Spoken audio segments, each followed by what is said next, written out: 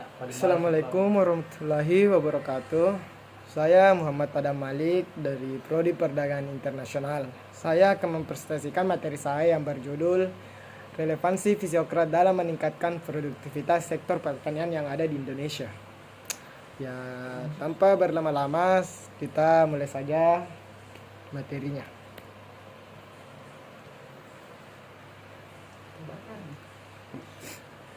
Peranan sektor pertanian, yaitu ada tiga. Yang pertama, pentingnya pertanian di dalam pertumbuhan sebuah ekonomi yang didominasi oleh sektor pertanian. Pertumbuhan pertanian akan meningkatkan laju pertumbuhan pendapatan daerah bruto atau PDB. Peran sektor pertanian dan perkembangan sektor pertanian yang ada di Indonesia sangat diperlukan dalam upaya menurunkan kemiskinan. Data PBB menyatakan bahwa pada daerah pedesaan di negara yang berkembang terdapat sekitar 1 miliar penduduk dari 1,2 miliar penduduk hidup di dalam kemiskinan, absolute poverty. Yang kedua, selain membutuhkan sumber daya finansial, sektor pertanian juga memerlukan teknologi maju dan infrastruktur. Diskriminasi pemerintahan terhadap sektor pertanian akan menghalangi keseluruhan pembangunan. Yang ketiga, transformasi pertanian mengemukakan bahwa keberhasilan sektor pertanian bukan hanya alat bagi pembangunan, tetapi keberhasilan di sektor pertanian juga menjadi tujuan dari pembangunan. Pertanian dapat menjamin penyediaan kebutuhan miliaran penduduk di masa depan.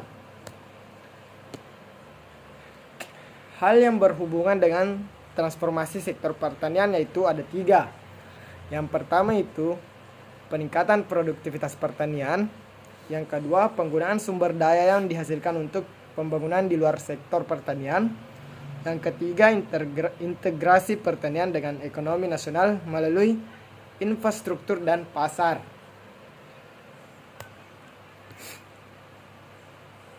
Kontribusi pertanian dalam pembangunan. Kontribusi pertanian pada pembangunan. Pertanian memiliki kontribusi yang sangat besar pada pembangunan. Itu kontribusi pertanian tersebut adalah ada 5. Yang pertama, meningkatkan persediaan makanan. Yang kedua, pendapatan dari ekspor. Yang ketiga, pertukaran tenaga kerja sektor industri. Yang keempat, pembutuhan modal. Dan yang kelima, kebutuhan akan barang-barang pabrikan. Dalam analisis klasik dari Kuznets pada tahun 1964, pertanian di LDCs dapat dilihat sebagai suatu sektor ekonomi yang sangat potensial dalam 4 bentuk kontribusinya. Soalnya yaitu sebagai berikut, yaitu ada 4. Ekspansi sektor-sektor ekonomi lain sangat tergantung pada produk-produk dari sektor pertanian, bukan saja untuk suatu kelangsungan pertumbuhan suplai makanan mengikuti pertumbuhan penduduk. Karena yang kedua, karena bias agraris yang sangat kuat dari ekonomi selama tahap awal proses pembangunan ekonomi. Yang ketiga, karena pentingnya pertanian secara relatif menurun dengan pertumbuhan dan pembangunan ekonomi. Yang keempat, sektor pertanian mampu berperan sebagai sumber penting bagi surplus neraca perdagangan atau neraca pembayaran.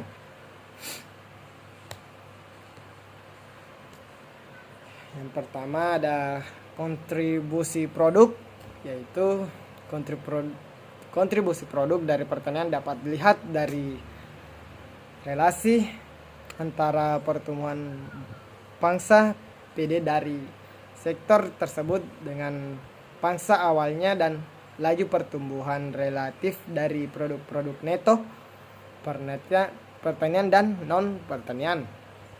Dilarang sistem ekonomi terbuka, besarnya kontribusi produk dari sektor pertanian baik lewat pasar maupun lewat keterkaitan produksi dengan sektor-sektor non pertanian, misalnya industri manufaktur. juga sangat dipengaruhi oleh kesiapan sektor itu sendiri dalam menghadapi persaingan dari luar tingkat daya saingnya. Yang kedua, kontribusi pasar. Negara agraris dengan proporsi populasi pertanian, petani dan keluarganya yang besar seperti Indonesia merupakan sumber yang sangat penting bagi pertumbuhan pasar domestik bagi sektor-sektor non-pertanian, khususnya industri manufaktur.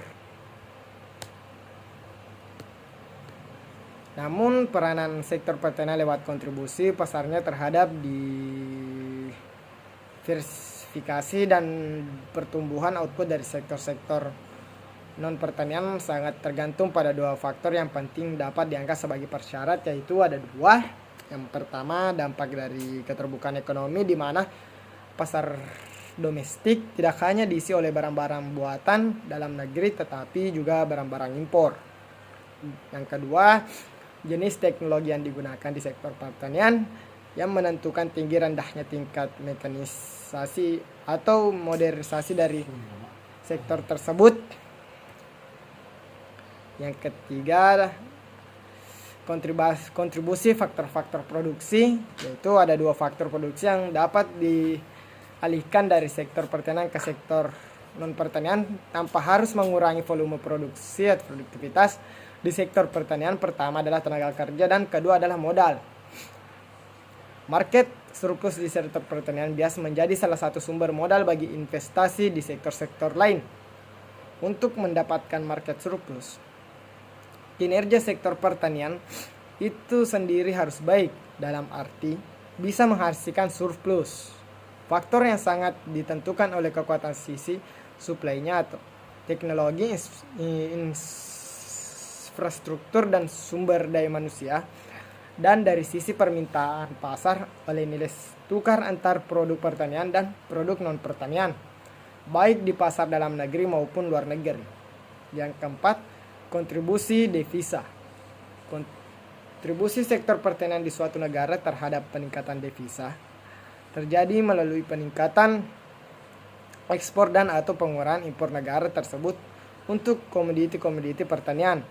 Akan tetapi, peranan sektor pertanian dalam peningkatan devisa bisa dikontribusikan dengan peranannya dalam bentuk kontribusi produk. Dengan kata lain, usaha agroteknologi informasi pertanian Indonesia, peningkatan ekspor pertanian bisa berakibat negatif terhadap pasokan pasar dalam negeri.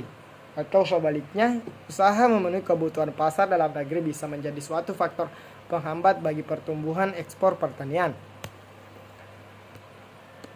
Perlu kita ketahui mengapa sektor pertanian ini perlu dikembangkan dan dimajukan di negara kita, disebabkan oleh beberapa faktor, yaitu yang pertama, potensi sumber daya yang sangat besar dan beragam, yang artinya negara Indonesia merupakan wilayah yang terdiri atas beribu-ribu pulau yang amat subur, memiliki letak maksimasi 6 LU 11 less than 94 BT dan 141 BT, menandakan bahwa wilayah Indonesia merupakan wilayah yang subur dan beriklim tropis. Potensi wilayah yang demikian sangat baik kaitannya dalam pengembangan sektor pertanian ini menandakan faktor iklim yang sangat mempengaruhi faktor terbentuk dan tumbuh suburnya di setiap tanaman. Iklim di Indonesia yang cukup dalam memperoleh sinar matahari sepanjang tahun mempengaruhi tumbuhnya suburnya setiap tanaman. Dengan mudah potensi yang demikian membuat wilayah Indonesia mendapat julukan sebagai kolam susu, di mana setiap tangkai maupun bibit yang ditanam di wilayah Indonesia selalu tumbuh subur dan menghasilkan uang. Yang kedua, ada pangsa terhadap pendapatan nasional yang cukup besar. Bisa dikatakan tidak banyak orang yang tahu dan paham bahwa sektor pertanian menaruh keuntungan yang cukup besar pada PDB negara, dan banyak yang beranggapan bahwa sektor pertanian hanya sektor sampingan yang perlu terlalu diperhatikan, meskipun hanya memberi 17,3% bagi PDB tiap tahunnya. Sektor ini menjadi barang komoditif yang paling dicari oleh masyarakat karena menjadi kebutuhan primer dalam pemenuhan kebutuhan pangan, yaitu menjadi kebutuhan sehari-hari dan tidak boleh habis stoknya, karena bisa berdampak fatal bagi pemenuhan kebutuhan masyarakat. Karena bila terjadi suatu kesalahan yang tidak terencana penyediaan atau habis dalam negeri sendiri, kita bisa kerepotan untuk mengimpor dari negara luar. Oleh sebab itu, sektor pertanian harus diperhatikan lebih baik karena menjadi faktor primer dalam pemenuhan kebutuhan, dan seharusnya sebagai negara yang terletak di wilayah tropis, kita harus bisa memanfaatkan sebagai keadaan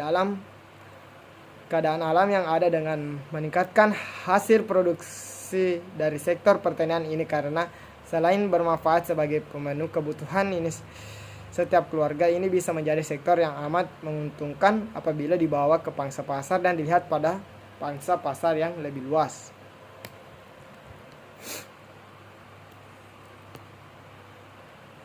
Ya, mungkin itu sedikit materi dari saya.